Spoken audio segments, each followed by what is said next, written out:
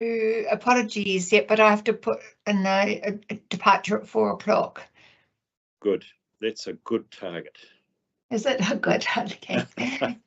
So let's do it. We haven't quite got there, Kay. I'm just waiting on the go Good to forward. go, Bruce. Are we good to go? All right. Thank you. Okay. Wonderful. Look, welcome to our meeting, our finance assurance. Today's date. It's great to have you all here. I wonder if you folk would join me in the opening karakia, please, if that's okay. Kia ora te marino, kia whakapapa te mana. Te urahi koutou i te rangi nei. Aroha hai. Tātou ia tātai katoa. Ui ai. Thank you. Appreciate that. That's great. So look, just welcome. She's gone offline. We've got Karen here, our auditor, which is superb. I don't know, Karen, whether Laura is going to join us, but I've been having reasonable contact with both Karen and the Office of the Auditor General. They're both very keen to keep a presence with the committee, which I'm comfortable with, and I look forward to their ongoing contributions. So that is superb. But let's just deal with apologies. Kay, you've got to go at 4. I can't promise we'll be finished at 4. We've got a very good agenda, by the way. So thank you to people for that. But Kay, just to note that you're away at 4. Everybody else, can you stay till, I'm about to say till the bitter end. I shouldn't put it that way. But difficult to know quite how long we go, but I suspect about 4:30. Are folk okay? Good. Well, look, if we just sustain the Kay's apology for early departure, I'll move that. Do I have a seconder, please? If you could just call out Amy. Thank you. I'll second that. I'll put the motion. All those in favour, please say aye. Aye. Those against, it's carried. Oh, by the way, I need to put that apology. Look, again, it's my second meeting where I've had to Zoom in. We've discovered that with both Wellington and City Council and South Wairarapa needing a Wednesday for their meeting, you've also happened to hit on Snap throughout the year, which is you meet on the same day. So for various reasons, I've had to favour Wellington in my chair role. But more importantly, Amy and I have been in discussion and will have discussions with Wellington as to how going forward we can prevent this clash. Personally, I prefer being on site. And in fact, I know Karen and her colleagues like to be on site as well too. So hopefully that can be remedied going forward. But look, it is a genuine apology from me that I'm not literally there with you folk. Is there any matter coming up that you need to note your interests for? No, that being the case, Bruce. Yeah. Sorry, I just have my hand raised. I just, because of the clash that seems to happen periodically, and the fact that we don't have a deputy chair for audit and risk, can I suggest that we actually look at the appointment of a deputy chair? I thought you were my deputy, Colin. Have I got that right? No, not me. No. We didn't actually have one. Oh, okay. Oh, look, we should absolutely. I agree. Yeah. Okay. Is that a particular problem, Jean? As a No, committee, we can bring a paper to the next meeting to appoint a deputy chair. Brilliant. Can we put that as an action item, and to make it simple? You'll discuss that. I've looked at the commitments and, as I said, talked about that with Amy, and generally I can, although next there are some coming up, which means I will have to retain a level of Teams link, and to some extent it's the new year before we can fully rectify the situation, but I would find it helpful to have a deputy chair. I think it's wise. And if you find it hard me cheering from a distance, well, in that case, we should make use of the deputy role. Yeah. Thank you, Jan. Are there any acknowledgements or tributes within the community we should just note at this stage? I have one that I'd quite like to acknowledge, and it's a recent passing of a member of the Featherston community who was a very prominent person in St John's and St John's Cadets, and that's the passing of Graham Alcock, who retired some time ago, moved to Marsden, but passed away last Friday. So I'd like to place an acknowledgement on his passing. Thank you. Appreciate that. Yeah, those are the stalwarts of your community. You build your community around, isn't it, Colin? So, look, perhaps we could just note Amy in the minutes, the passing, and Graham Alcock. just reflect on that. Thank you, Colin. Appreciate that. ALCOCK. Okay. Might be ALL. Thank you, Colin, for that. That's great. That's important to acknowledge. No, I haven't been advised, Amy, of any public participation. You hadn't been as of today. I take it you've had none since. No, and there are no actions to follow up from that. And I've had no notice of urgent business. So we'll go as we have in the agenda, other than Jan's asked that we take, before we get into the minutes, we go straight to item 10.3, which is the audit update. So a name I probably haven't met before, Millie. I understand Millie might be in the room, Jan, or are you going to leave this one off? No, Millie's here. If Millie could come somewhere near a microphone, that would be good. Hello, Close to microphones. we could just acknowledge that Woody is here with us as well too. Amy, I presume you've noticed that on the screen. So welcome, Woody. Appreciate you being here. Yep, thanks, Bruce. Yeah, g'day. G'day. We obviously can't see your face for some reason. Is that right? No, yeah, my camera for some reason won't work on this laptop for some reason. Something's on a bit high wire. Well, please feel free to take a full partner. Millie, apologies for that delay. Keen to hear what you've got to say.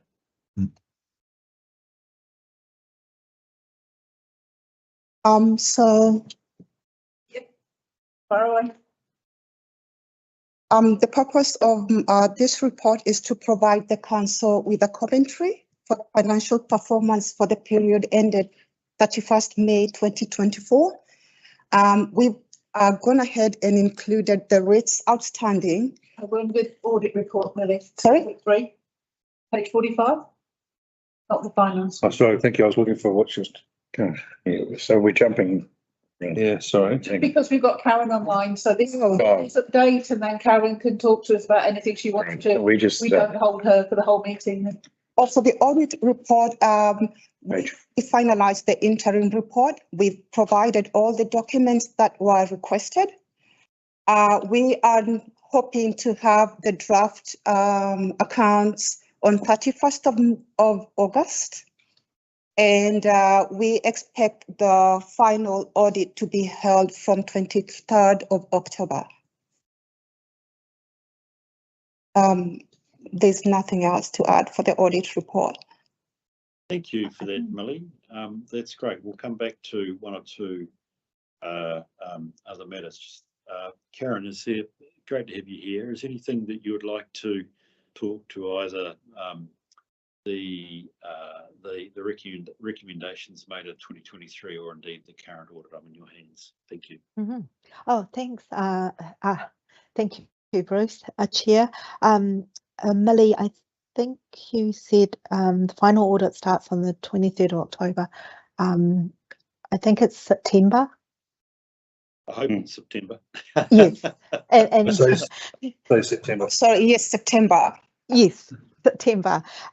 So what I'd like to say is we have completed the interim audit. So thank you very much, Millie and your team, for all the cooperation we've received. As you know, we had quite a large team on site to bring as much procedures forward as possible to take the pressure off your team and ours for the final audit. So I know I have yet to formally issue the audit plan. I hope to do that in the next week or so. It's been quite good to be able to see the interim audit through, this being my first year on the audit. And I was going to say I probably need to pay overdue for paying a visit to the South Wairarapa and pay you a bit more attention that I've been giving you to date. I was going to say I've let you off for good behaviour, but that's just me being cheeky. Look, I very much have appreciated all the help and assistance not only provided to me in terms of my induction, my early induction into the audit handover with the previous appointed auditor, Jack. And I very much look forward to working with you all in a few weeks' time. Please let me know if there's anything I can help with in the meantime, in addition to formally issuing you with the audit plan. But yeah, please do let me know. Quite, keen to assist in any way. Thank you for that, Karen, and I would appreciate that. So, folk, do you have questions for either Millie or Karen at this stage? I do have one question for Karen. Will we be getting a management report from the interim so that we know if you found any issues that we need to be looking at for the final? Oh, so thank you for the question, Jan. So we didn't find any significant control deficiencies during our audit of the interim. So we will just issue the one final management report, which includes any new matters identified, a report on our areas of focus for the audit, as well as report back on prior year issues. So I hope that works for you in terms of if we were to issue a report. To be honest, there would be not much to say other than what I've just said now. And also it takes the pressure off your staff in terms of the follow-up items can take a little while to put to us, and then we have to audit them or see the evidence before we formally report it in a report. So if we do that in one go, it just makes it a bit easier for everyone. No, that's fine, thank you. Thank you. Jan and Millie, one of the things that I'm keen to do is just work through how the committee will have input to the release of the or review of the draft annual. I think it's always important that the committee has a chance to review it and provide any comment, and it needs to happen early-ish in the cycle rather than the day before you're due to adopt, because it's too late, quite frankly, to make any changes there. Millie, has there been any thought to actually probably post 31 August, the chance for the committee, even if it's by way of email, to be able to see the draft report and provide comment? We'll try. We can, Yes, we've got a date locked on the 25th of September, Bruce. Okay, we have. Good. I haven't got my calendar in front of me. I should have had that. Sorry. Is that the date that we've got to do that? We've got a hold in the calendar for the annual report workshop. It was either the 18th or the 25th. Oh, right. Sorry. You're quite right. And that was very close to what I think I was talking about with Amy yesterday. Okay, so we're aiming for the 25th. That would still be timely for any, shall we say, comments to be received by councillors. I mean, my experience, by the way, if I can talk to my council colleagues, tends to be the front 10 pages or 20 pages of the annual report, which is the real thing, because it tends to tell in summary form the performance of the council for the year, as in contrast to the detail of the activity reports and the actual financials themselves, which hopefully are relatively straightforward. Jan, that's sufficient time for you and Millie to deal with any comments that might come out of a review? Yep. Brilliant. Okay, that's good. Well, I'm happy with that. Millie and Karen, you guys have a process of regular contact just to know where progress is at? Yeah. Good. I'm happy with that. That's what I want to hear. Is there any other discussion folk would like to raise at this stage? No? In that case, the recommendation is that we receive the report, and with thanks for you being here, Karen. I'll move that from the chair. Can I have a seconder, please? Thank you, Colin. I can see your hand this time. Well done. Cool. I'll put the motion. All those in favour, please say aye. Aye. Those against? Carried. Thank you for that. Karen, I think that we've done that in case it's easier for you to shoot through at this stage, if that's helpful. Thank you for being here. It's been really, really great. I've appreciated that. Thank you, Bruce. Thank you, everyone. I'll stay for a little bit until the Masterton Audit and Risk Committee, until I needed for that at 2 o'clock. So Okay. I'll just stay a little bit. It's good for me to hear the discussion. So thank Great. you, everyone. And I look forward to, like Bruce, I look forward to being with you in person for these meetings going forward, hopefully. Brilliant. Thank you, Karen. Thank you. Right, folk, we could return to the agenda as set down, which is item 8, the confirmation of the minutes of our meeting on 29 May. I'll move from the chair. We take them as a true and correct record. Do I have a seconder, please? Thank you, Martin. I think that's handers. Any matters of accuracy? Any matters of accurate? Oh, yeah, sorry, Martin isn't there. Mr. Connolly first, and I'll second it. Oh, okay, that's fine. Is there any matters of correction or accuracy people need to note from the minutes? There aren't. I'll put the motion then, please. All those in favour, please say aye. Aye. Those against? Carried. There are a couple of matters in there which we'll follow through on, but I think that they come up a wee bit later in the discussion, so that's absolutely fine. So in fact, under 9, I don't think there are matters arising at this stage, Jan, unless there's anything you wanted to note. No, we're good. Right. If we could then go to item 10.1, there's some important stuff to come through. So protected disclosure. Ian, this must be Richard coming up, or is that you, Paul? Paul. Paul. G'day, Paul. How are you? That's me, yes. We'll do the fun report then.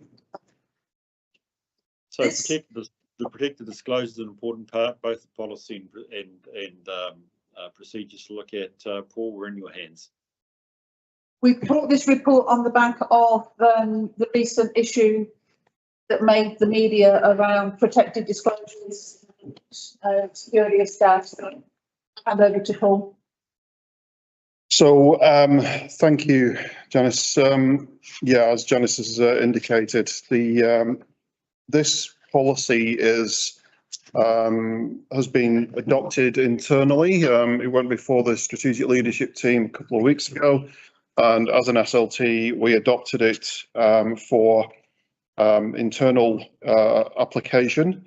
The purpose of the policy covers the Protected Disclosures Protection of Whistleblowers Act 2022, and it's about the timely investigation of matters of serious wrongdoing in or by South Wairarapa District Council in this case, and it refers to offences, any unlawful, corrupt or irregular use of public funds or public resources, and any other circumstances determined as high risk to the integrity of council. So that's brand and reputational issues that might affect council. And it's ultimately about setting a safe mechanism by which matters of wrongdoing can be reported accordingly by current or past staff members or elected members.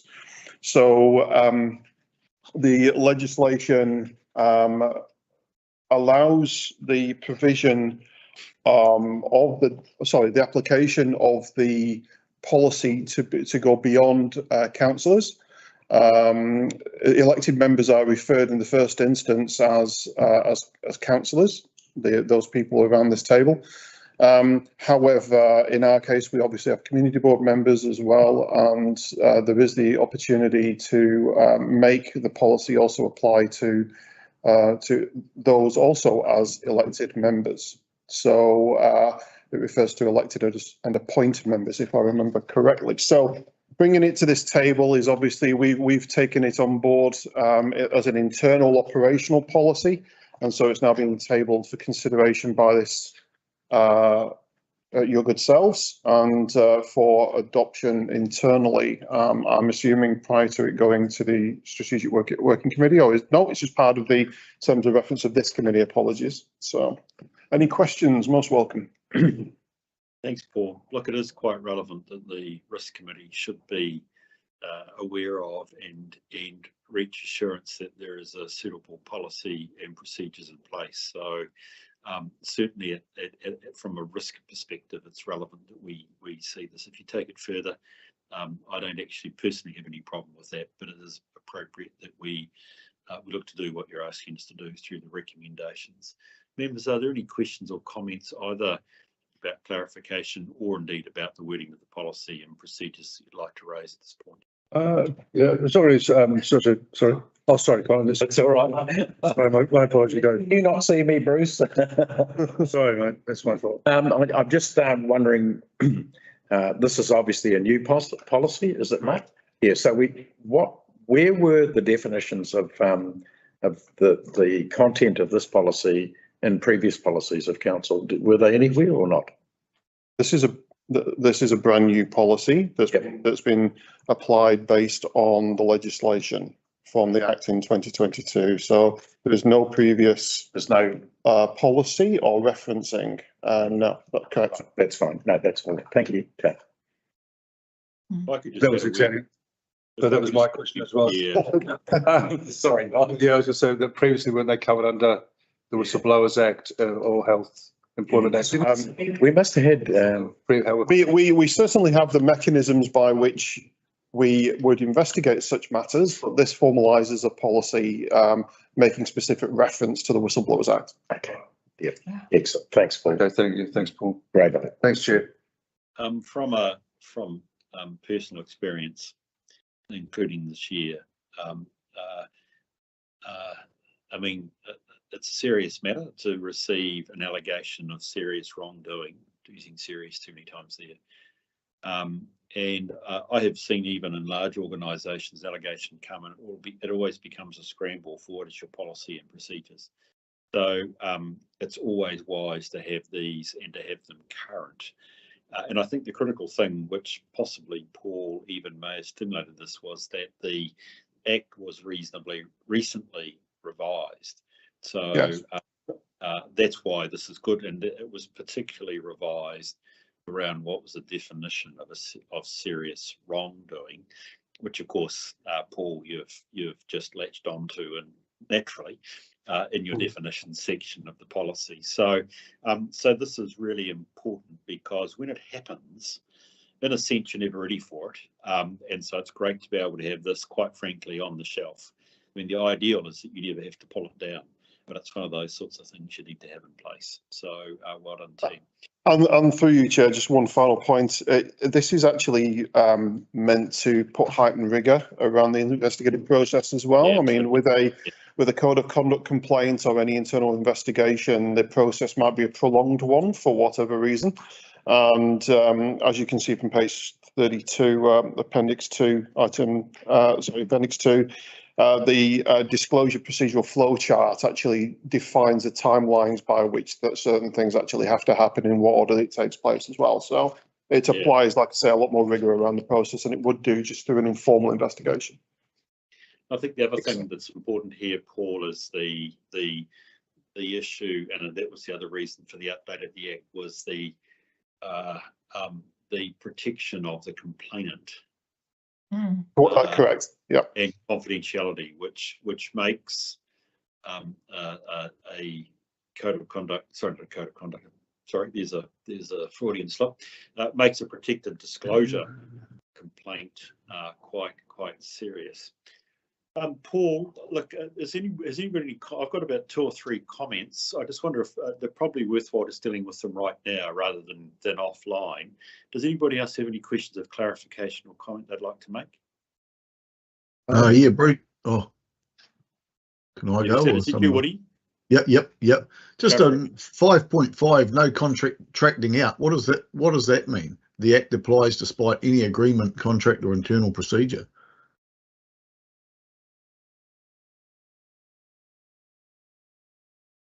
Right, everybody? Yeah, 5.5 page. Yeah, I 19. remember reading it, yeah. Mm. Yeah, my assessment No of that contracting. is that you can't sign any agreement with, say, an employee that says you as an organisation are not subject to the Protected Disclosure Act. Oh, Okay. yep. Yes, so you can't get out of it. Yeah. We can't weasel our way out of this one. Yep. Yeah, no, that's good. That's good. Yep. Paul, a couple of quick comments from me. I'm back up in section 3, speaking up. Second paragraph, so this is page 17. Someone GMO believes they have reliable information. I was interested in the word reliable. And I was wondering whether, in fact, we even needed the adjective there. There is always a question about whether an allegation should have been made. And I just wondered whether that adjective needed to be there. I'll leave it as a question. It's a valid point. I think the intent of it was to ensure that any information that was being received has solid foundation that justifies it being that level of inquiry being applied over it.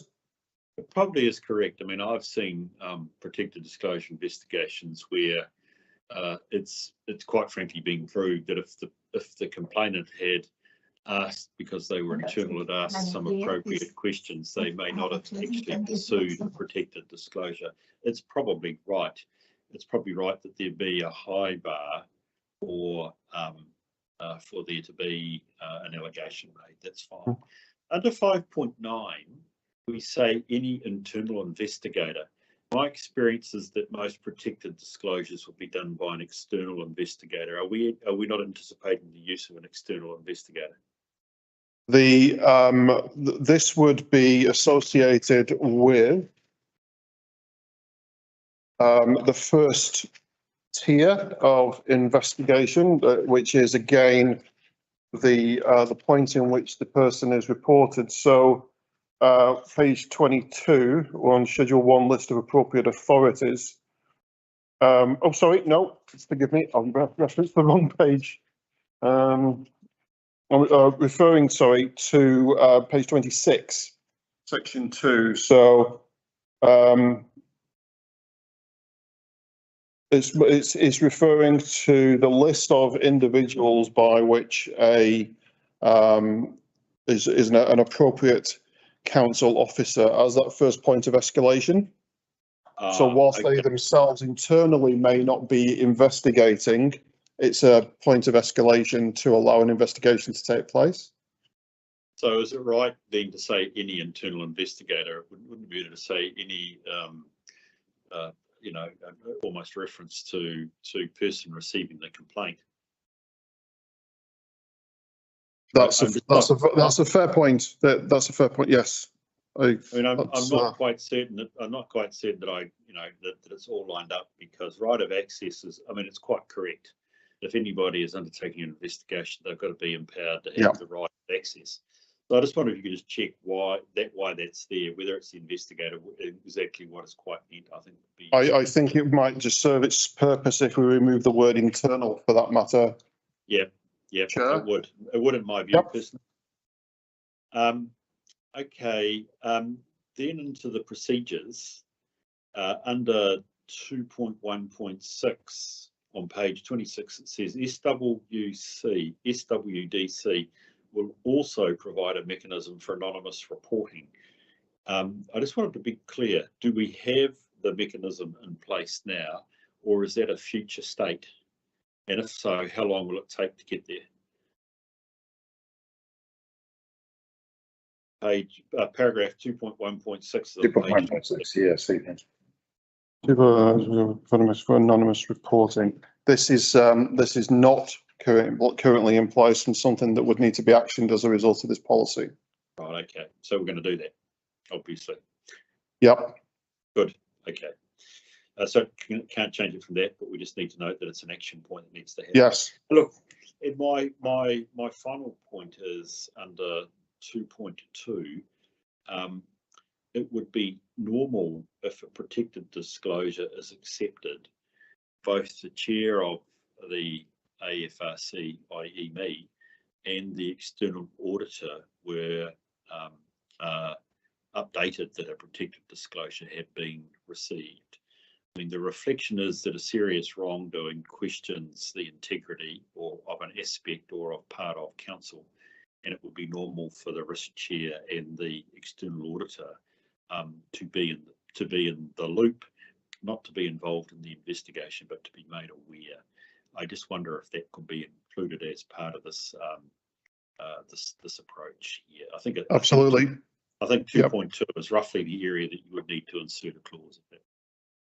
Certainly, no problem.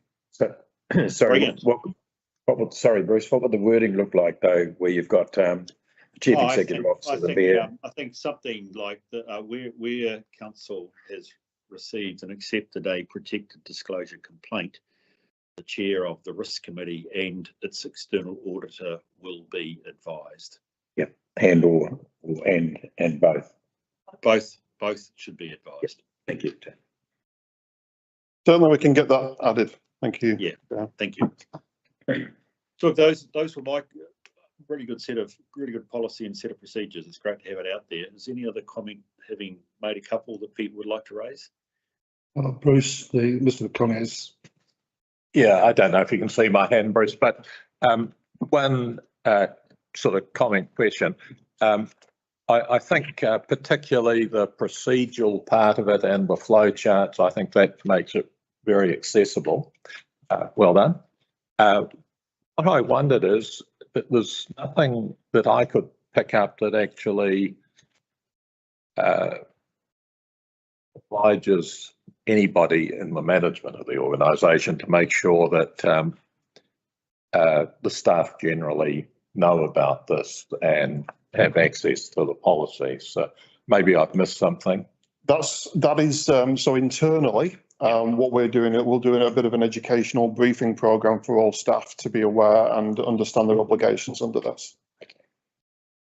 We have under the policy, Martin, under paragraph 5.7, council will publish widely and regularly information about this policy and procedure. Okay, sorry if I missed that. Furthermore, because it's it will become both an operational policy and a policy that affects elected members, it will also be published on the website to cover those individuals who are prior employees or prior elected members that may be covered by the policy.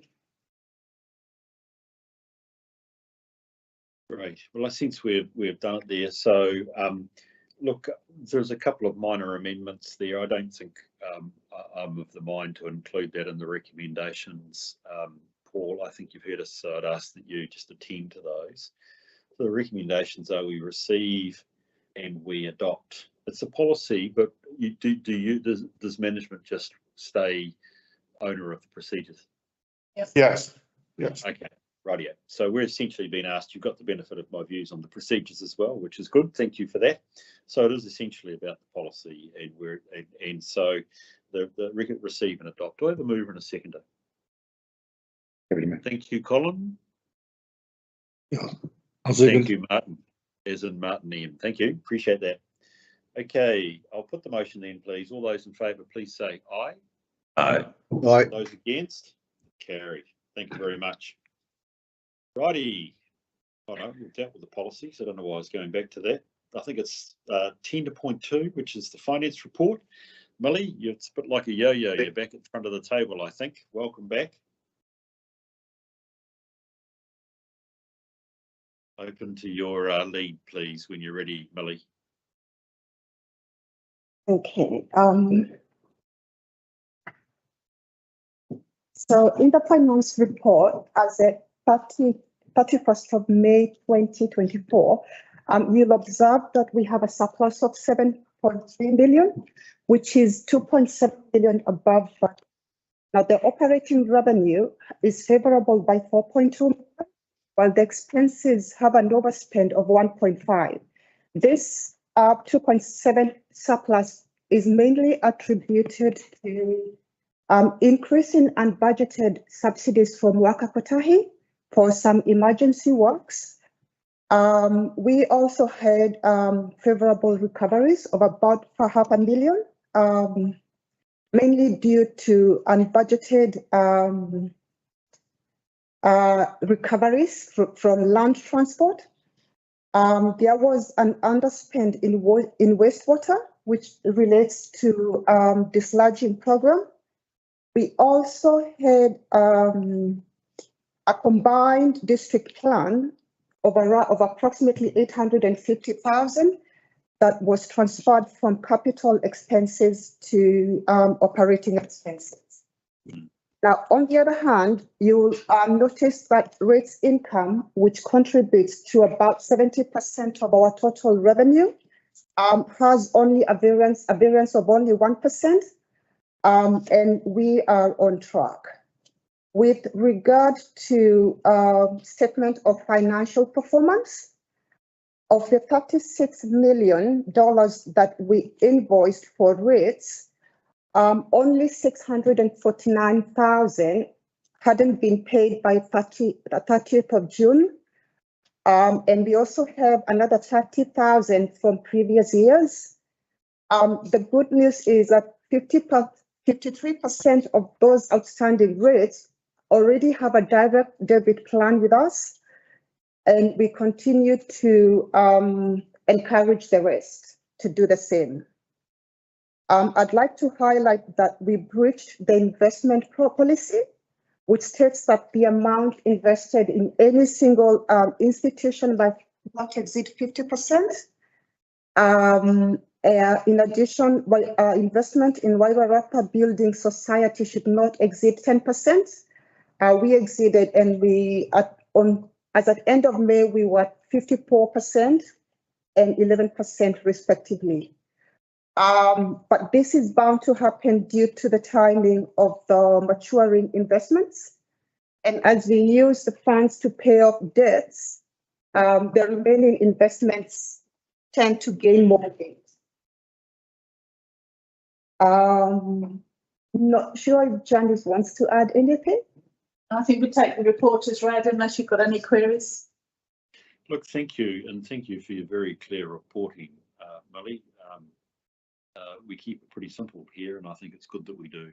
So, folk, do we have questions or comments that you would like to make on the report at stage? Martin, as in Mayor Martin. Yeah, thank you. Through you, Chair, at one stage, probably before you were here, even Janice, one of the things we used to have a wee worry about was accrued leave. Is that going? That's in the people report, Mr. Mayor. Yeah, it's in. Yeah. Okay. Yeah. Other than Martin, you're quite correct. Technically, it also affects our balance sheet, so we can look at that when we come to the people report. Thank you. Any other questions from folk? Colin? Yeah, I just have one. I have to say for the revenue we generate through rates, the rating arrears up to May, I guess we're in that space that we've seen before in the past. I'm just wondering if the signals coming out of the latest bill sending any alarm bells through to our finance team at all in this early stage, whether or not that we could actually see an increase in rating arrears after this first quarter. There is that worry. Yep. Right now, what we are doing is encouraging people to get onto that payment plan. But I would say, compared to 2022, 2023, the outstandings haven't really yet. You're not worried about 2023, 24? Yep. Because with increase in units, increase in amounts of rates, we expect the outstandings to go up. So what we'll do is we'll monitor the 2024-2025, the variance between this current year and last financial year, and if there are any triggers, we'll let you know way in advance. Excellent. Thank you for that. Yeah, That's first improvement is due on the 20th this month. Yeah. Yes. And for any ratepayers who are in that remission space where we've still got to finalise the policies, we've put penalty inhibitors on those accounts where we know who So they they won't get penalised if they don't pay the fantastic. Thank you. Yeah, cool. Thank you. Thanks, guys. Good report. Millie, I just had one, probably one primary question. Look, I appreciate this is 31 May and you probably haven't had a chance just to nail yet June, but the forecast is only for in effect 30 days.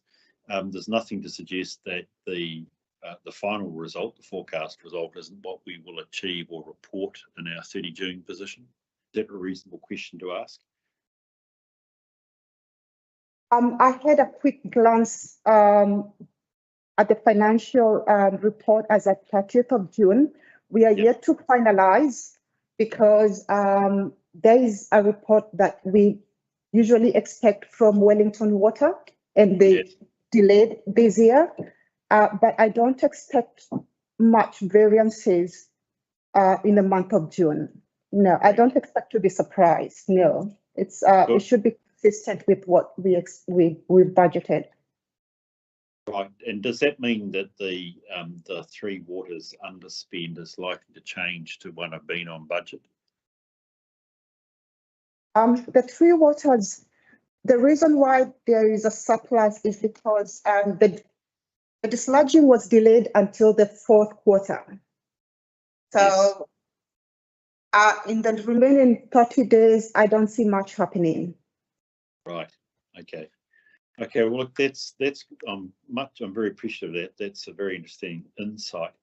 I did notice again, I think we did at the last meeting, the favourable average interest rate that we have. I actually haven't heard. I think was today the day the Reserve Bank was doing their business. I haven't actually been. Yeah, today. Oh, it's the same. It is, yeah, today. Yeah. What have they decided, by the way? Not sure. I'll have a quick look. I haven't seen that. They come to 5.25. 5.25, is it? So it's gone down. Yep. Anyway, look, key point is that we've got a very favourable average rate of 3.35. And look, Jan, and Millie, I presume it's something you've done with the budgeting, but I see there's about, what is it, about 13 million or thereabouts in this coming year. In fact, some will have rolled right now. I don't presume we're achieving 3.35 as we've rolled that debt if we haven't paid it off, correct? I don't know what we rolled on the 1st of July because we put in some temporary borrowing. Yeah. On the 1st of July to cover us until the investments roll out and then we'll repay it. Yes, there's some 7.9 million that matured on 1st of July and we rolled it over and it's going to mature on 15th of April next year. Right. I'm talking, okay. Sorry, if you look at your debt profile, I was looking at the 4.5 and the 1.4, which matured. Did you say you rolled it over for a year? 9 months. 9 months. 9 months. Right. Okay. Do you know what the interest rate is?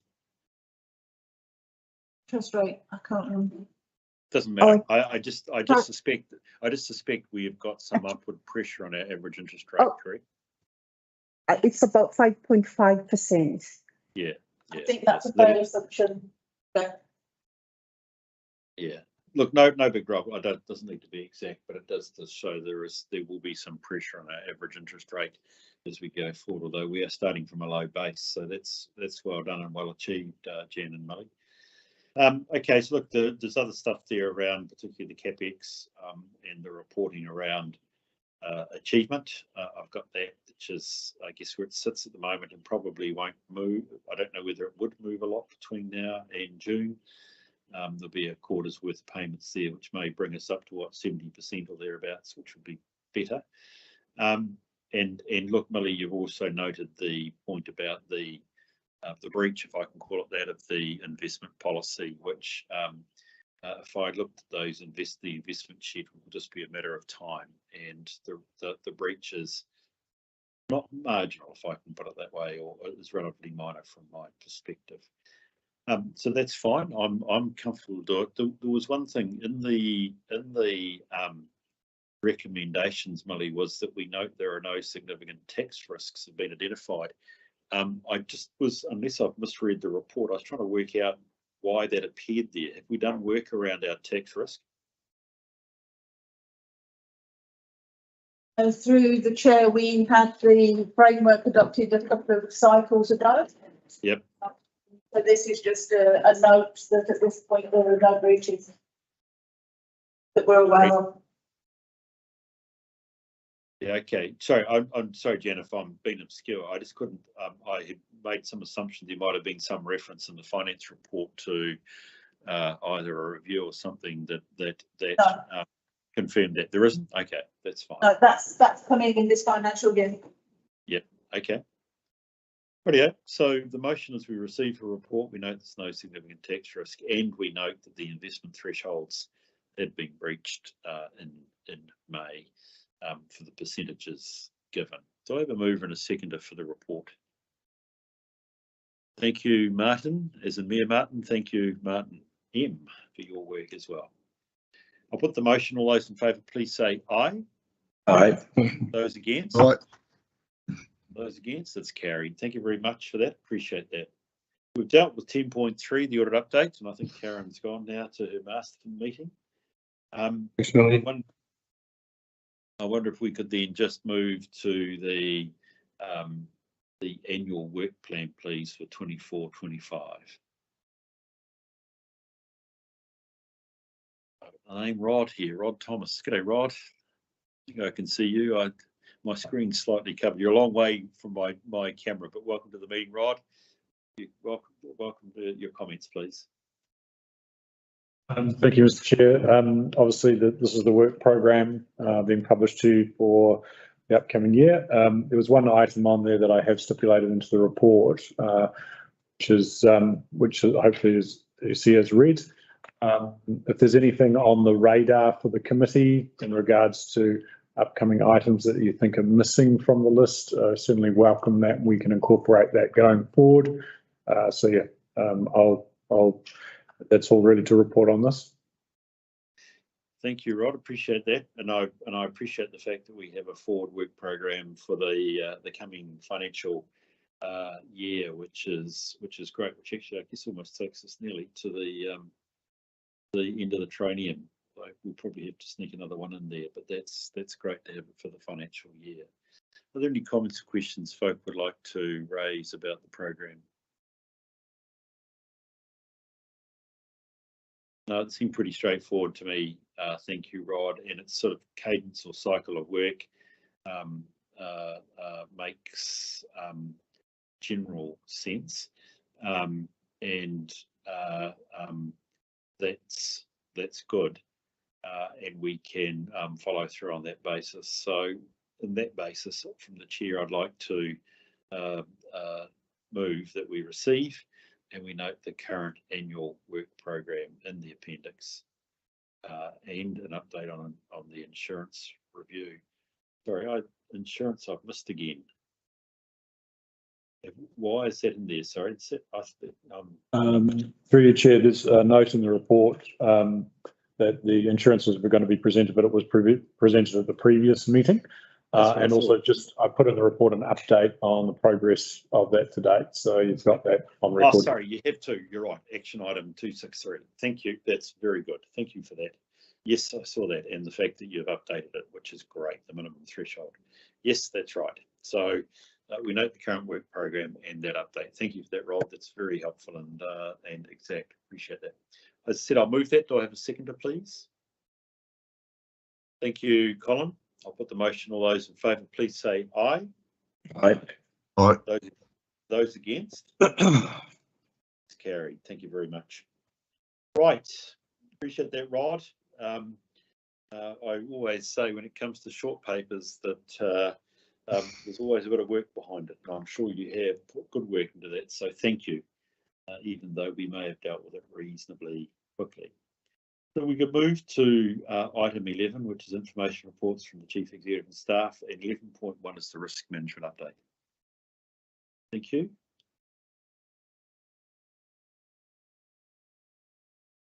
This is the risk management update. Yes, happy to present this as well. This is just an update on your risk to date. I just want to acknowledge Amy for her work of putting in some of the definitions around risk and how it's measured. A better understanding what risk is, but also what the residual risk is. So once actions have been mitigated, what that risk profile looks like. And that will give you a bit of a summary of what those risks are that come through into the report. So once again, I'll treat it as read, but if there's any in-depth or discussion you would like to have as a committee that we can look to update or to action through the organisation, certainly welcome that feedback. Thank you, Rod. Appreciate that, and Amy, thank you for your work. Folk, do we have questions or comments on the risk report, please?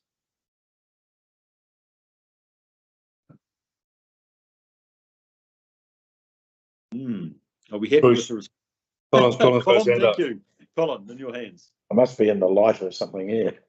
Look, it's actually you put your hand up. It sort of blurs with the people behind you, which is not a problem. But thank you, Colin. Just call out. Tell me you've got a question, mate. Okay, no worries. Yeah, I just take a couple of questions of Rob, and obviously it always concerns me when we see items in the red high, which we have a number of. A lot. And I'm just wondering, they are in the high bracket. And I know down further, I think there are some ways and means of reducing that risk or mitigating it or doing whatever. But I'm climate change is a good example, which is high, which is ever evolving, I guess, and that's why it's deemed to be high. Would that be a fair assumption there? Yes, I think the challenge is quite overwhelming if you look at future weather events becoming more prominent, for example. And as you can see further down, there's things like infrastructure, legislative changes and so forth. So mitigation around that, there are some measures that we can take and obviously advocate for. And then there's also being prepared as well for civil defence emergencies. So that's becoming certainly is one of the highest measured risks that we currently have. So they're likely to be there long term. Those red ones are likely to. Yes. So when you look at risk, you look at the likelihood and the impact. So likelihood is high, and then the impact is also high. If we can mitigate the impact, control the likelihood of it, but if we can mitigate the impact, that's how we can change the risk profile. This risk register goes on to SLT meetings regularly. Talking about the actions around the mitigation to try and reduce the overall impact. And so it's really important that we have actions that follow up to help reduce, mitigate, avoid, direct, whatever that might be around it. But yes, that one in particular is particularly high, and it's a big issue for a lot of communities around the world. Yeah, no, thanks. Rob, could you just explain, like, how does the scoring work? Is it start at 20 and work backwards, or 15 and work backwards? I mean, how does that? So we've got a matrix, and it's around likelihood and then impact. Yeah. And across that, it's is it going to occur? Is it not? And then likelihood, impact, and you score it. So if it's low for both, it's going to get a low score. But as it increases across the portfolio, if it's really high likelihood and really a high impact, it gets a higher score. Thanks, Amy, for pointing out where that is. Yes, she does. So that gives us a score. So we score it up front based on that profile, and then we look at the mitigation. What could we action that could then reduce that score? And that's what you're seeing on that final column on the right. Okay, thank you. Thanks, Rob. I was wondering, Rod, if you could just talk to the critical asset failure, for which the residual risk remains high. I'm interested in that because while we can take mitigations, the other ones that are in the red are subject to and often external influences, which we are the receiver of those influences rather than the determinants. Critical asset failure would seem to be more in our own hands. Why has that stayed so high at a residual level? A good question. What I might do is give a general overview, and then I might lean on my fellow or my director, Stefan, a little bit there too. So there are some critical assets that we have in the community, which is quite often talked about by elected members, such as roads across the region. And we're reliant very much on external groups, NZTA and so forth, plus also getting funding to be able to fund some of those infrastructure projects. And I think similarly, you look at some of the water infrastructure that we have, we've seen failures of that occur during large stormwater events, and we're still in the process of looking to upgrade, say, water town supply or wastewater treatment plants. So until those things are actually actioned, you're going to see that they're going to stay reasonably high around that. Is there anything else you want to add, Janice, or Stefan, to that? I think we've been quite clear in the media in the last few days around the issues we have with Martinborough and Greytown. So they will be triggers for why this remains high. I've seen those reports, but thank you for advising that. So in lots of ways, Rod, the critical thing is we carry out our infrastructure strategy, correct? Yes, so obviously the LTP is a really good opportunity to engage in our infrastructure strategy, have conversations with the community, and also I know that there's work going on in the background to put towards business cases for our external funders as well. So I know that that's happening at the moment. So it's really a pincer move of engaging with the community and engaging with our external stakeholders around funding and support for infrastructure. Yeah, okay. Well, it'll be one that I'll be keen to follow through on. Hello, Kay, you've got a question. Hello. Welcome. Oh, thank you. Well, not so much a question, but a comment. But I'm just absolutely delighted to see this prioritisation of the risks and management. I mean, this has actually changed profoundly from a year and a half ago, where things like swimming pool audits had a very high score. I'm glad that's gone down significantly compared to a lot of the other risks, and yeah, the height of the climate change and the financial risk. Yeah, I just wanted to say I was just delighted to see this this report. So thank you very much. I think it's very, very good. I think, Rod, the thing that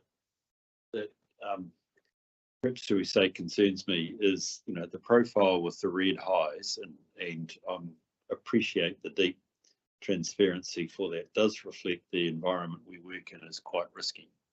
I think we need to recognise that as a council, that the climate, climate as in small c, remains one where it is tricky to manage and navigate our way through. And you know, as I say, if I was to say take the government reforms, you know, it is sector wide. It's not just the South Wairarapa matter, but it does reflect a difficult environment in which we're trying to plan and carry out our services on.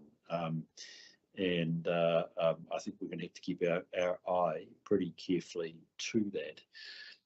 Rod, at this stage, and I don't know how far SLT have got, you know, these are sort of, in a sense, our defined risks.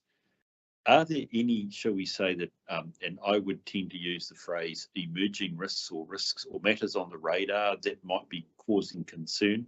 They aren't strategic risks at this stage, but we might be monitoring. Is there any matter like that we should be aware of? Yeah, it's a great question. I think that it's really important that this committee has an ear to the ground on risk. And so if there's anything you think that's missing, to let us know. The other one is that the senior leadership team talks about this regularly at regular catch-ups for an ear to the ground. And then the third thing would be that through the LTP or an annual plan, the organisation undertakes its environmental scan to look across, you know, your pestle, political, economic, social, legal, technology type risks, and identifies anything that's emerging. I think it's also important to note that we don't want to put everything on this list. There may be risks or issues that come up that weren't on the list, but it's important that we have a reasonably defined list that we can really target and try and action things. Just making sure that we don't make it too long, so it's unactionable as well. So yeah, so sort of welcome feedback from this committee on that. Well, look, thank you. I mean, you've actually given me a good answer without actually answering my question. And I don't mean that unkindly. I was just if I was to answer that, I think that there's quite a good range of things here. I know that there's always emerging legislation and change, but I think that that's quite well covered. Infrastructure obviously is a major risk, but no, there's nothing I can think of right now that would add to that list. There are, of course, operational risks, but that's covered off at the SLT level for their consideration as well. Look, I agree, Rod, and I mean, I always use the sort of the iceberg or triangle analogy, which is that I'm consciously, SLT is managing a whole range, particularly of operational risks, which we don't need to see, and I'm very, very conscious of that. So my interest in our reporting around emerging risks is something that might be growing in size, and one that's worth just noting for the benefit of the committee. So look, you said nothing at the moment. I agree. I think there's enough movement or prospect of movement, particularly around government reforms. Even what's come out of NEMA and crisis management, that actually these risks themselves are changing. So that's just useful to know. Rightio, folk, that's really helpful. Any other questions folk would like to raise at this stage? Yeah, Bruce, thanks. Financial accountability. By financial accountability, one, what do they exactly mean? And two, why is that low? I would have thought a lot of people would have thought financial things are a slightly higher risk than low, but I could be wrong. I'm just trying to find out if you go to the table, that would be worth having a quick look at the table. There we are. Low risk at 2. How do they set that risk, and what does they exactly mean by financially accountability? You go to page 55, you'll see the expanded version of the question. Okay. Yeah.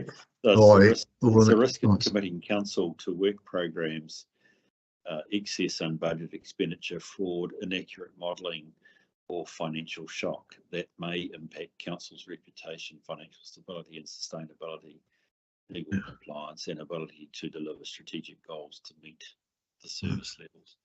Well, I'd translate, if we don't have a credible financial strategy to be sustainable, then we're going to have financial issues going forward. And this said that we will be prudent. We've self-assessed that as a medium risk, and with the controls, which is things like good reporting as we've received today, we've argued it's low. That's probably reasonable, but I mean, this is the place to have that discussion if we need to. Yeah, that's cool. Maybe I can add a bit more context to that. Resident satisfaction survey results, there's a level of confidence that the public has on financial accountability, for example. And I think that a couple of years back, that was lost within the community, or at least it was reduced because of the rates setting. Now, I'm quite new to the organisation, so I'm just trying to cover this off. But I think there was a borrowing of money to pay for rates. Is that correct? Correct. And I think that the feedback from the community was that the best use of public money to do that. So I think that there's definitely a remnants of the public's perception about financial management that has improved over the last sort of 3 years, which is probably why that risk profile has started to go down. But it's also something that really adds to the credibility of the organisation as well, that you're managing and reporting well on finances. So I think that's why that's in there, but also why the profile has gone down compared to maybe where it was a few years back. Through the chair, I'd also like that we've refreshed and brought back a lot of policies in the last 6 months.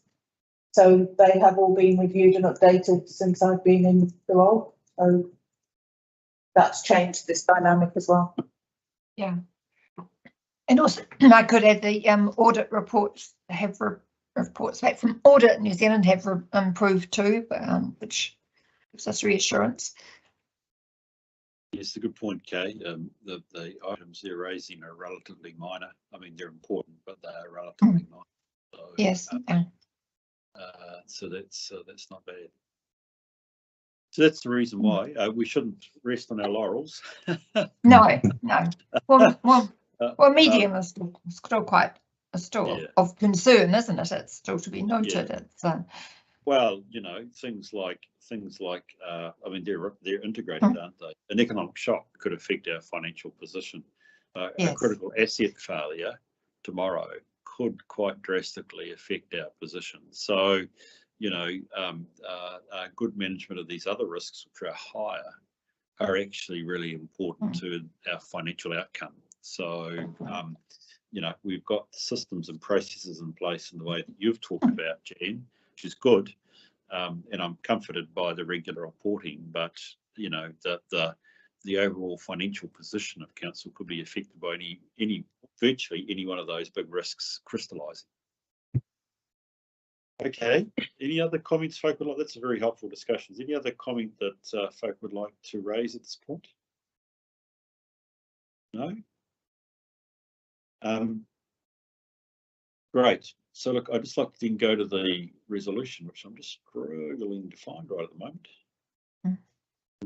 There's a resolution in information reports, those are just information. Just information. The information, okay, brilliant, thank you. So can we then go on to the swimming pool audit inspection update, please? Rob. Thank you, Rod, by the way. Appreciate it. That's a very helpful report. So I take it, is it Sarah joining us? G'day, Sarah. Where are we up to? Sarah at 11.2. 11.2 on page 71. What page it is, please? 72. Thank you. Sorry, 71. My mistake, Kay. Thank you. Where is it? Spare with it. Sorry. Oh, it's not on. Yeah, I went there and I could have. Now you go. So you put your little arrow down. On here. Click it. And scroll down a bit. And then 11 point. Thank you. Thank you. Thank you. Sorry, Sarah. I'll help you up. By speaking. We good? Where we are. So through the chair, this report was asked for at the last meeting. It was one of the open action items around ensuring that we complete the requirements under the Swimming Pool Act for inspecting pools. So this is the close out of that action. Brilliant.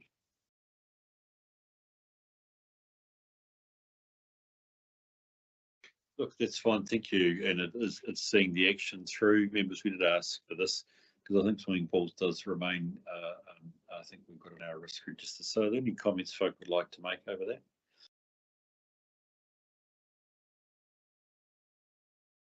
Yes, it's interesting that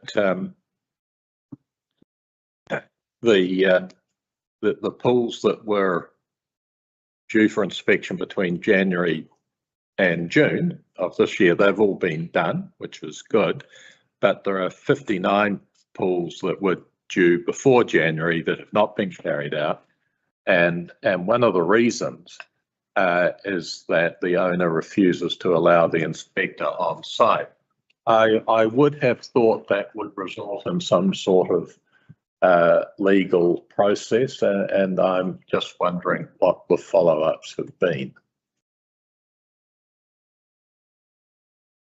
Yeah, so I'm still working through, I've contacted some other councils to just find out what the processes are around where we go from here. It's a legal requirement that council carries out this process, which is made difficult by people restricting access to their properties. So yeah, I'm currently working through that, but in the meantime, I have sent out an email to half of the 59 so far to let them know that it is an obligation and that will be there in the next within the next 3 months. So yeah, I've had a couple of responses at this stage. The email only just went out yesterday, but we are trying to do it in a nice way without being too forceful. But I realise that we do need to obviously go down the path of enforcement if that is necessary. Great.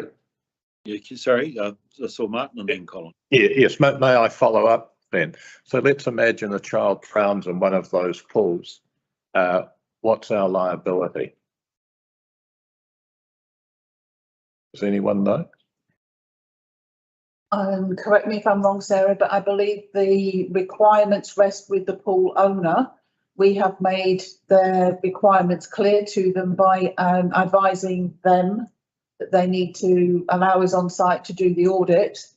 I'm reasonably comfortable we've done what we can at this point without instigating police action to support us onto site, which is the very ultimate position of where we would get to. So we're trying to negotiate access at this point, but we could ask the police to allow us entry as a final position. But even by reporting this to this committee and making it clear where we are in the process, is a step towards making sure that we're following our obligations. Colin? Sarah, through you, Mr. Chair, you've got here some, where am I, 59 properties due for periodic expansion. Yeah, and I pick up on what Mayor Martin said, is that some of the reasons for the inspections have not been carried out due to data. So when you say some of the reasons, and you give 2 examples there, are there people who are just point blank refusing access to our space? So what percentage of that 59 would be those people who are just refusing to allow us onto the property? Oh, I'd have to go back and have a look, sorry. I would be 25%. And they would be historical ones as well. So when we've done previous inspections, we've run up against the same people and we haven't been able to inspect their pools. Okay. So knowing that and knowing just the information that Janice shared with us now, and that we're not taking perhaps a more a stronger stance on this, maybe there is some degree of risk for us. I think we need to make sure that, you know, this will remain on the risk register until such time as we bring these up to date. Yeah. And we will move to enforcement. Yeah. What does that look like? Is it a strongly worded email or is it? It involves money, I believe, noticed bits and then potential legal action. That's what I'm trying to find out. Because it's a legal requirement for council to carry out the inspections, there's not really a legal requirement for the owner, you know, to have the inspection done. Yeah, it's around the wording anyway. So I'm not, a notice to fix could be issued if we found the pool to be non-compliant, but we would need to actually be able to get on site to be able to do that. Yeah, so notice to fix and even the fines process is not really anything that applies in this instance, which is why I'm trying to get some more information about how other councils are dealing with these sort of things. Yeah, I kind of share the mayor's concerns here that we might be exposed, you know, like just. Can I ask you about, especially if it's historical as well?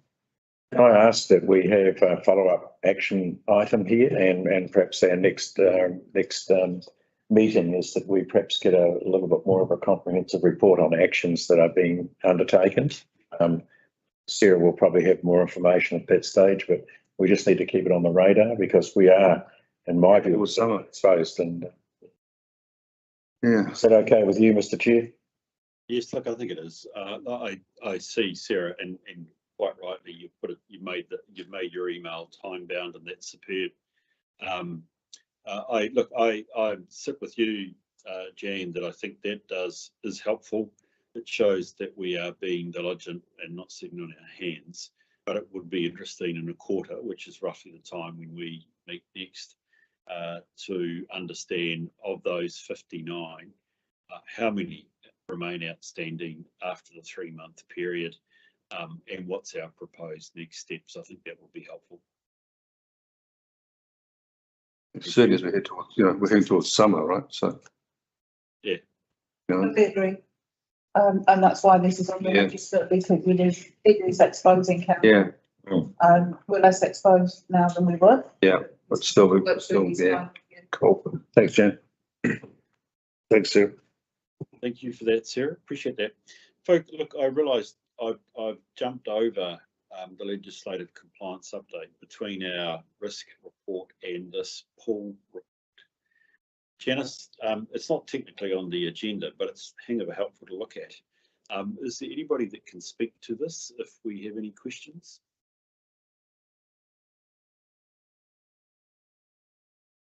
It depends what the questions are. No, look, I didn't. I mean, Good it's answer. good information, and I didn't want the committee to ignore good information put up.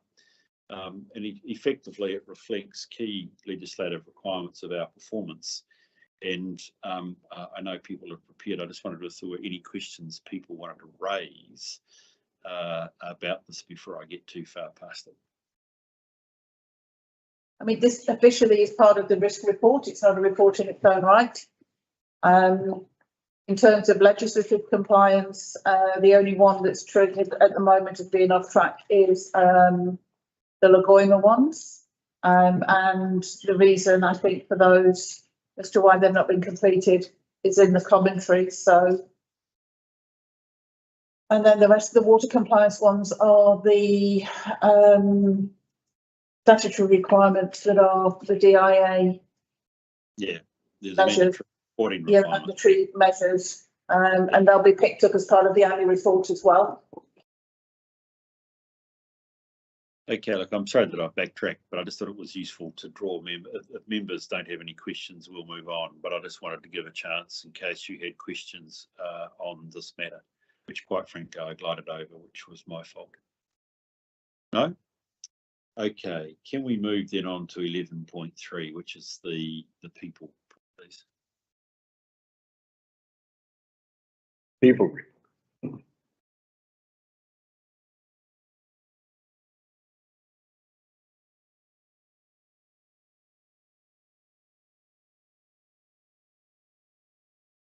Thanks, Paul and team. In your hands, I think it's Matt. Thank you, Mr. Chair. Sorry, just finding my way through. So I'm going to take the report as read. The last committee meeting, the report was quite a bit longer, if you recall, because I outlined as it was the first report, a number of areas of legislation that carried with it some, significant areas of risk to council if we didn't maintain compliance. However, on this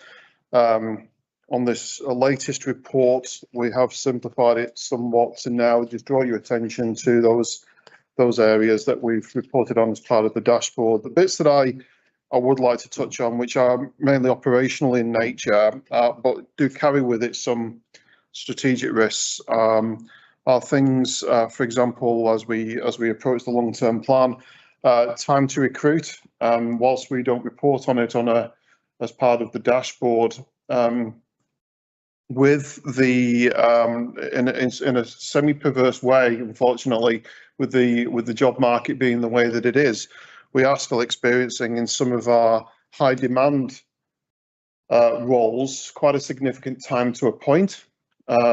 Despite what you would expect with unemployment rates on the increase, we're not actually seeing that in terms of being able to appoint into key roles with the level of speed that we would hope. However, we are in terms of our employee value proposition, in terms of our employer brand, we are fairly strong.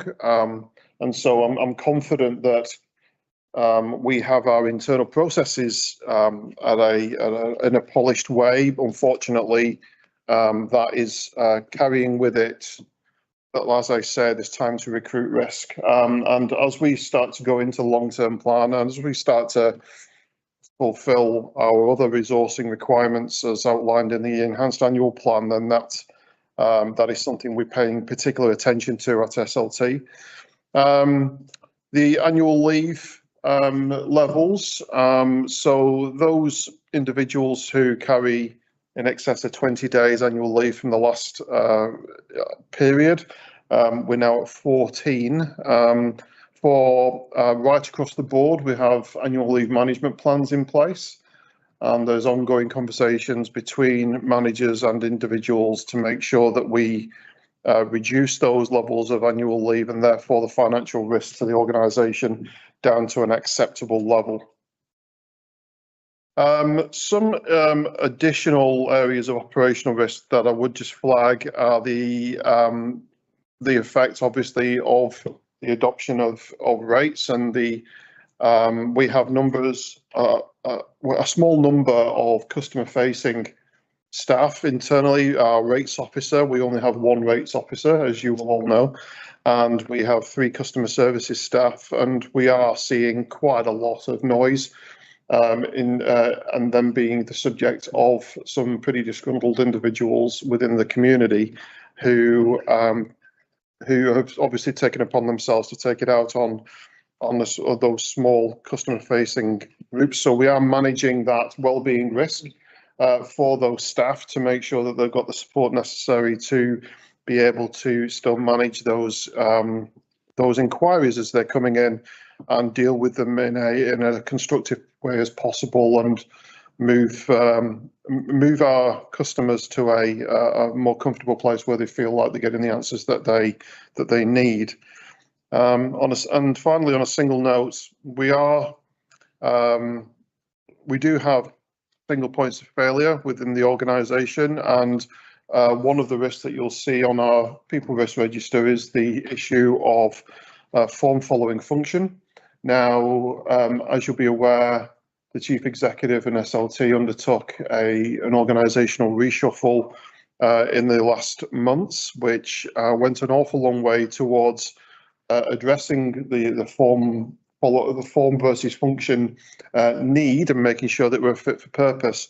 However, that is managing the risk of single points of failure. It doesn't eliminate the risk of single points of failure.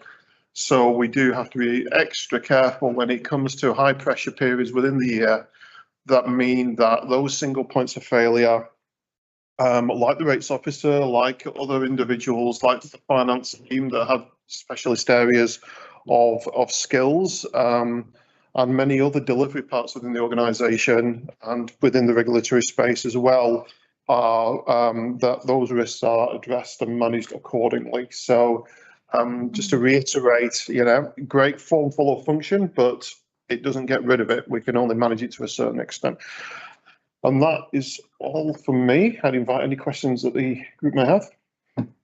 Thank you, Paul. That's very helpful. And again, appreciate the report both around the risks, but also some of the raw data that you've provided. That's great. So I do have questions for Paul. Yep. Okay. Kay first, sorry, if it's okay. Oh, Okay, thank sorry. you. Thank you. Yeah, it's not my loudspeaker's on, I think, isn't it? You can hear me? We can hear you. Thank Okay, Yeah, Kay, go for thank it, you. please. Having a few tech problems here.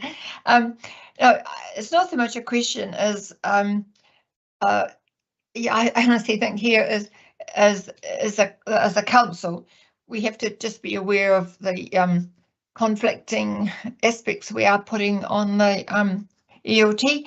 That we obviously too much staff leave is a risk to the organisation financially, but also we are putting incredible pressure on the staff to perform. There's a lot of extra pressures on them, and quite honestly, if the staff didn't deliver, and because the reason was that they were making sure there was no overdue staff leave, we'd have some points to be worried about too. So I just think as councillors we have to be aware that it's not just the easy thing to cut down overdue staff leave. I'd just like to point that out, that we can't expect instant delivery in difficult times and also not to have overdue staff leave.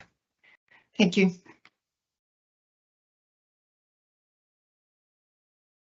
Thank you. Well, thanks, Paul, and Matt, good report. Nice to see the dashboard there. I guess my question kind of follows on with that from what Kay just said as well. And it's two parts to it, I suppose. One is you talk about the leave outstanding as being a potential financial risk. It's probably more a health and safety risk. I would think that, that we've got some big issues with the library service, etc. last year, which is pleased to see it come down. And that kind of backs up to what you were saying about the significant pressure that's especially, for instance, the rates officers that's under, right? And I know that as councillors, we said that, that they were to divert attention, etc., or whatever, if the complaints were back to councillors. Do the council officers feel supported by councillors? Is there more that we could be doing, should be doing? Are we stepping up to the plate in that regard of taking some of that pressure away, or as Kay said, we sort of, It's a great question. My feeling is that councillors are doing everything within your power to deal with and fronting up to the direct inquiries coming through the channels through which you engage with the community. The unfortunate position that some council officers find themselves by the very nature of the role that they have is that they are somewhat dehumanised, I guess, because they're the faceless part of council. And so some people feel that it's there, that they have the right to be able to deal with people on the end of the phone in a certain manner. And it's, I've said it before, but a large portion of our staff are actually residents of the South Wairarapa and are ratepayers here as well. And they come to work to do a great job. So in answer to your question, councillor, I don't believe that there's more that can be done. Just to simply reiterate what you do already when you're speaking with the community, that actually we're part of this community ourselves, and we're just doing the best job we can. Thank you, Paul. Thank you. That's a really interesting question, by the way, Martin. It's interesting. I chair the risk committee of the district I live in, and I live rurally, and it's interesting the conversations I have around the coffee table when people come over, and I live on a gravel road, so we know how to criticise the grader driver. But in reality, I think one of the key roles of councillors is actually to acknowledge where things aren't going right, but also to support staff as they deal with that. Because quite frankly, I was talking about this today, quite at Wellington, to be honest, some of the processes and systems we have to work because we're using ratepayers' money need to be acknowledged. And it's different to running your own business, and it can be very important to reflect or to challenge your friends and colleagues if they think we're just or rather if they think staff are just faceless bureaucrats or aren't dealing with their particular issue. It is actually a really important part that we have the back of the district when we're actually talking with our neighbours and friends. Yes, Bruce. Just one question on a similar theme. I think I heard you say that the leave liability was coming down. Are you able to quantify that in some broad sense through you, Chair? Well, we have our policy is that for the previous year it shouldn't go above 20 days. So constantly you're focusing on the previous year and making sure that that leave balance is being reduced ahead of your current annual leave period. And as obviously leave starts to accrue within, so you've got to look at it from two angles. What is the historical annual leave accrual versus your current period of accrued leave? Because every day that you're in the office, that leave gets accrued as well. So I know that I may be using the terms of what the chair used a minute ago, sounding like a bureaucrat. I don't mean to. I'm reflecting the fact that actually is a bigger picture than just looking at what the historical leave component is. However, I will try and do a comparable leave balance for the next committee, if that helps, Mr. Mayor, to actually say what the reduction is over the period of time, because I see the sliding scale diagram that we're providing you with just gives a current state of play. Yeah. I think that might be helpful for you. I'll email. Okay. Through the chair, I think the thing to note on this sliding scale is when you've got the big blue bar with a very small tan coloured bar at the top, that's usually an indication that we've just passed an anniversary date for that staff member. So Okay. it's how it transitions between previous year and current year. And that tends to be based on your anniversary date. So there's some that have got like equal blue and tan lines. So that means that they're still working on old leave but accruing new leave. Whereas the ones that have got very small tan bars at the top have probably only just triggered being part of this because they've only switched from being current to previous. Correct. And I just one final point. I particularly like Councillor Bosley's comment with a focus on well-being, because it ultimately doesn't, from the current day, the historical leave and current leave, if you've got excessive in both spaces, then that it should be a red flag for the well-being of staff and their ability to feel like they can take leave. And particularly during the winter months when we're seeing increases or higher levels of sick leave as well being taken, a lot of that is if people are off sick, they may well have had planned annual leave as well during that period. So you get a bit of a double whammy by having that effect. So it's a focus on well-being. It tends to give you a much more richer insight into your employee and your employee experience than just simply looking at one part of the overall leave. Well, thank you for that, Paul. You obviously you've indicated you'll try and give a little more information. I would reflect, Martin, that we will see this again in the form of an accrual in our annual report, by the way, too, because obviously the outstanding leave is an accrued liability we need to recognise. So, Paul, that would be a very relevant time to give us a sense of trend and where it's Does going. Kay want to ask something? I think so. No, sorry if I got my no, I've asked. I Thank you. didn't. Thank you. I think her hand had been up from before. Sorry. Oh, Right. great. Could we, Paul, move to the health and safety and emergency management update, please? Okay, thank you, Chair. So this is the usual quarterly update on health and safety. I'll take the report as read and just summarise both the health and safety and emergency management parts. So for the period, we had 7 internal health and safety reports. We've since had some situational awareness training provided to staff, particularly those on the front line, to help mitigate some of the risk as part of that. We had 1 accident which triggered a WorkSafe notification, but there was no further action required. And we've had a significant improvement in our driver behaviour since the driver policy was adopted. So that's a real outcome in that regard. We're significantly better than the national average. In terms of emergency management, the second half of the same paper, we're doing some ongoing work across the Wairarapa, across the 3 councils for a needs assessment review, working out exactly where we prioritise and where we work in that emergency management space across the 3 councils. We've had some ongoing work with local marae to support emergency assistance to communities. Again, having those options for communities in terms of support is really key. So that's been some very productive work. We had a successful application to Community Wellbeing Fund, which will also support some of that marae.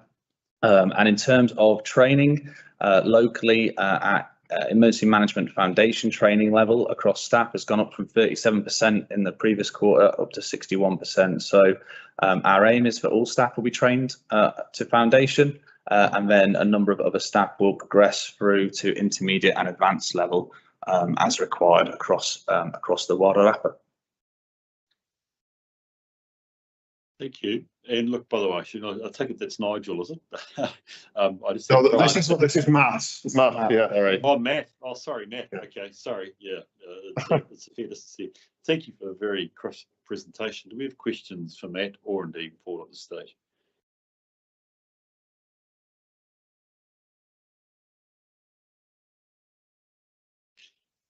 One of the things, Matt, that always interests me is a great summary, as I said in your presentation there.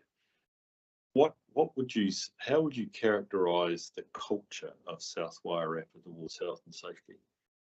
Tone led from the top, be it our committee, be it SLT, be it the managers that you work with in the organisation. Is this a compliance exercise, or do we have a genuine desire to see everybody go home safely at night? Through you, Chair. There absolutely seems to be a real desire to make sure we upskill and apply health and safety legislation and regulation and guidelines across how we work and operate. That has been really apparent with some of the work I've done with Janice in terms of the building, but also we're upskilling our organisation in terms of developing a health and safety framework, which will then support staff across the piece in terms of working with external contractors, consultants, etc., to make sure that not only is the practice of our health and safety embedded, but we expect them to operate to the standard that we do as well. So there's a real an area that we've continued to grow in. As you can see from the risks, we've put a lot of mitigations in place to try and reduce risk from a health and safety perspective. But that is always an ever ongoing journey. So we'll continue to upskill across that kind of piece. I'd just add one further point as well, through you, Chair, is that it would be fair to say in previous years, we've suffered a compliance lens towards health and safety, which has driven the wrong behaviour and the wrong mindset amongst staff. And there's been much more encouragement both through the Janice leadership of late, but prior to that as well, to shift the mindset towards more well-being, using that. So a good well-being culture drives good health and safety practice. If you focus on the practice, all that you get is a compliant workforce, and that's the wrong mindset to have. So that's certainly been a shift of late, and I'd say over the last 12 months, given more of an emphasis through Janice since she's arrived as well, which is very positive, and it's certainly bleeding down into our various other operational practices as well through our work with contractors and the accountability that we're now seeking from them on sound health and safety reporting and monitoring. Cool. Thank you for that, Paul. That's encouraging to hear, because it is to raise it, isn't it, from the issue of just operational compliance into actually a willing culture that's based around wellbeing. That's fine. I get it. That's great. So look, that's very, very helpful. Thank you for that. Any other questions for Matt or Paul while we look at this? Great. Thank you for that. Appreciate that. Thank you. I'm glad they didn't have those sort of things when I was. Jerry, was there a question there, or are we okay? No, we're good. Can we look at the capital project summary, please? Capital projects.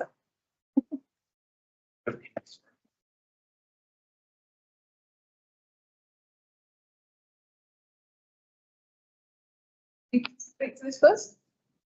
Oh, I can. If you, or either way.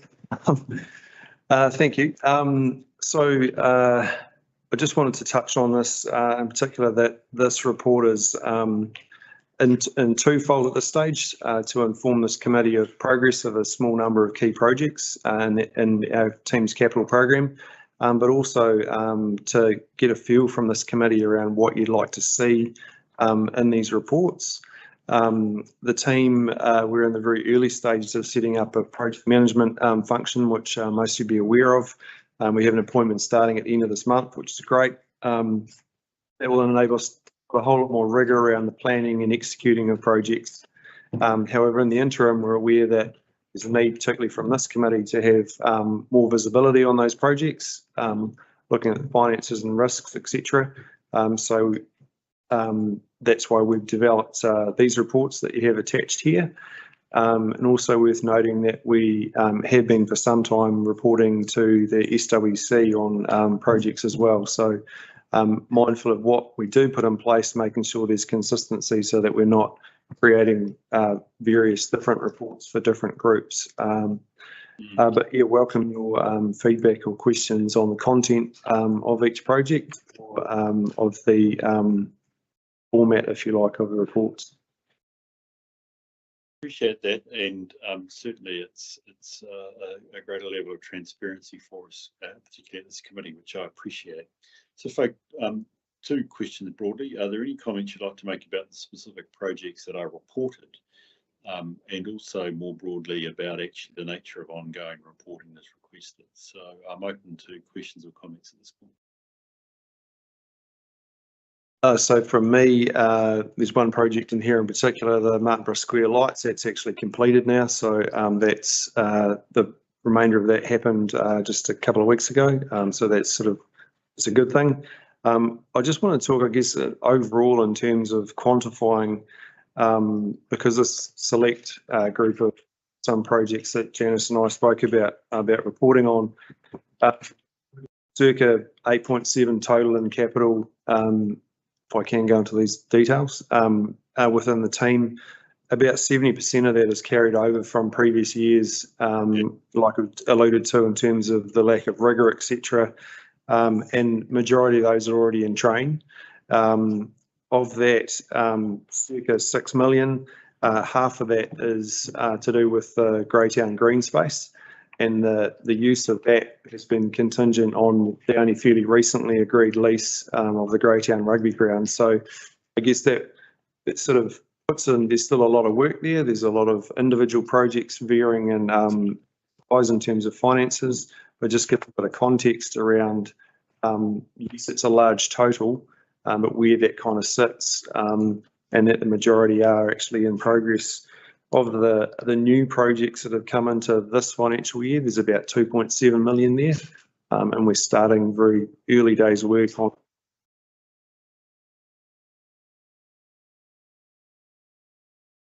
Brilliant. Yes, Colin, I think. I'll let the mayor go first, I think. Oh, okay. Sorry. Before. Yeah, thank you. And it was probably his hand you saw. I think it might be. A lot of people will have a considerable interest in the third last item, which is the Carkeek Observatory. But unlike, for example, the first one where we've got finished starts, etc., we've got no indication of when anything will start. Yeah. Are you up to fill out? Yeah, sure, can. So working with the, and the Mayor may recall this from a meeting quite some time ago, working with the conservation architects that put the initial report together on helping us through this project. The delays on this one, I mean, we'd actually hoped to have it completed before this financial year started. A bit around, probably a reasonable amount around capacity within the team, but also more, I guess, deliberations around the design of the structure that's going to be put over Carkeek. So we've reached that point now, and so now getting into the archaeological authority, resource consents and various things like that, we can get more into that.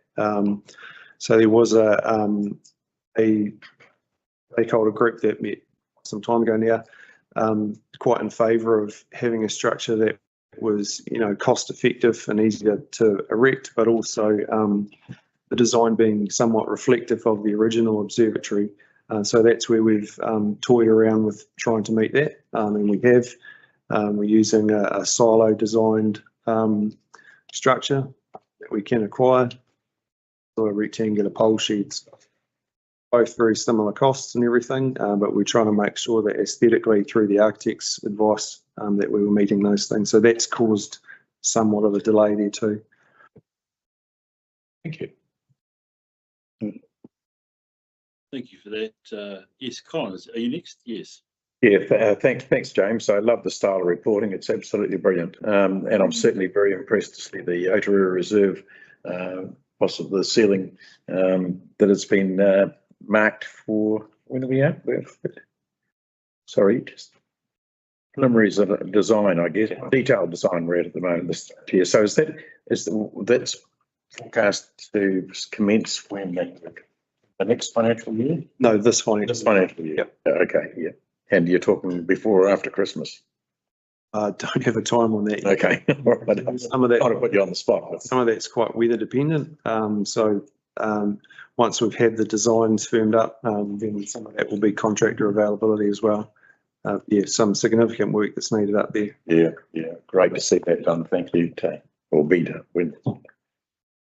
Right, Martin. Thanks, Chair. James, you can probably imagine what I'm going to ask. The Greytown Wheels Park there. See, we're now out to January start of this. Yep. Which is out again by another 2 months from when it was meant to be, which was November of this year. Getting pushed out. It was formalised in 2023. Well, to go ahead with that will bring it to nearly 2 years before construction is started. Are we looking at January, or is it going to get pushed out again? Council's already given more money to the project. It's not going to get any cheaper. That's correct. So where are we?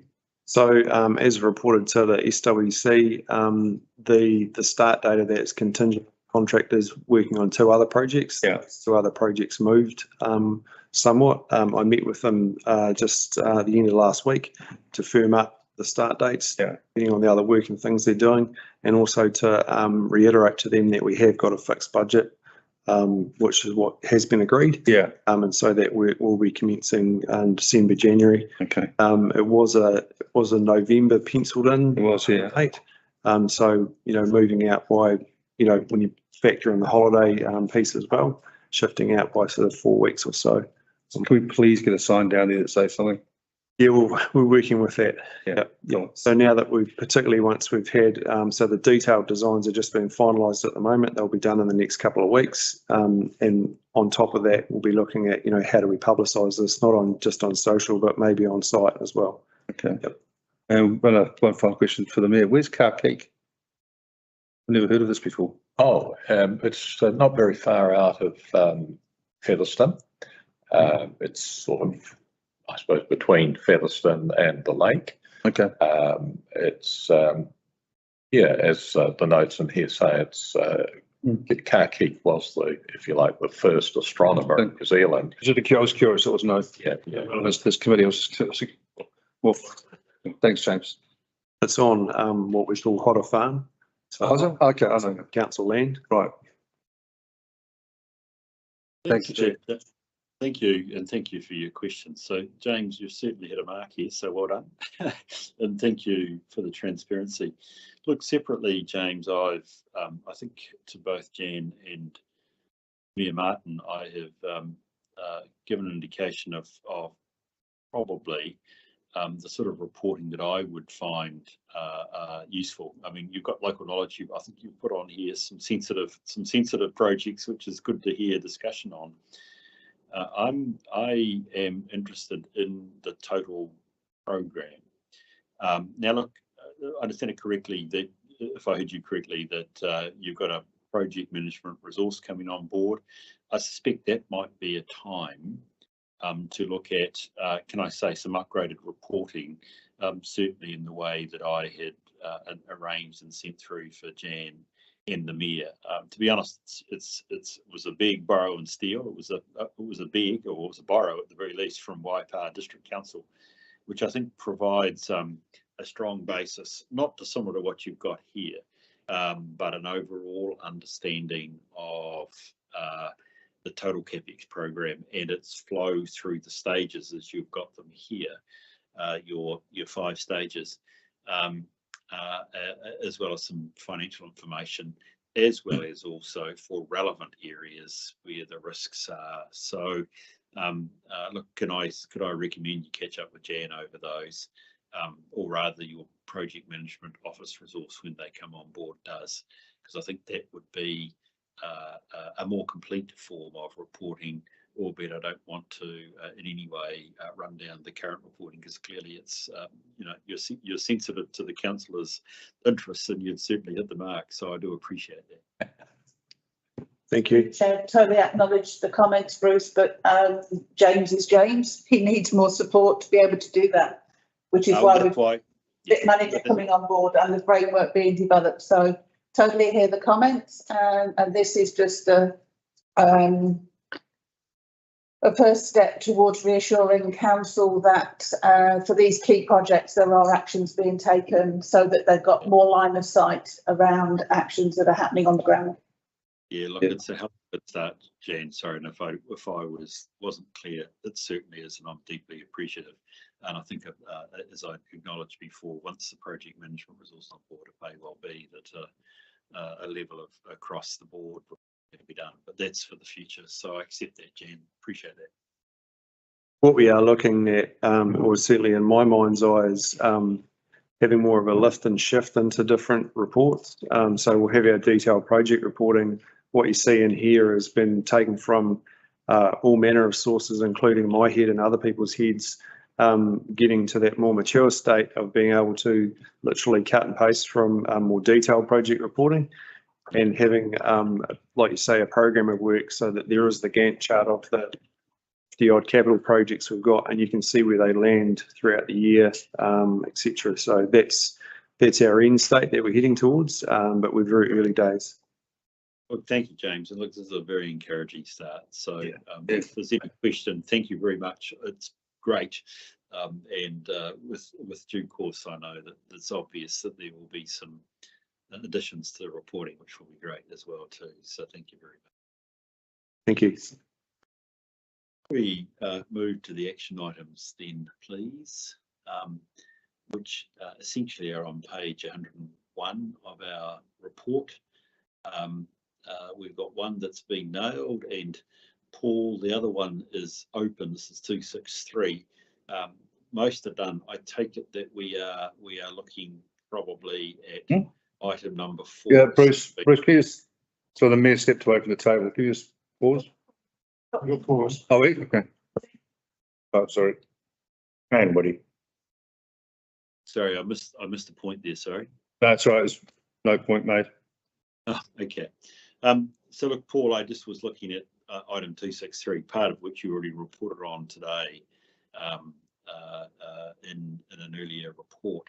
The open item, I take it, is still point number 4, which is a report on board discussion on risk, including assets we are unlikely to replace. This is in relationship to insurance. Correct. Yes. Okay. Good. The open item, yes. Yeah. The one it's 3 of the 4 are done. It's the 4th item that we will still get a discussion on when it's carried out. That's great. Thank you. Look, I think we can take that as received now. Could I move us to page 102, which is the motion to go into public excluded. It's to deal with our cyber security.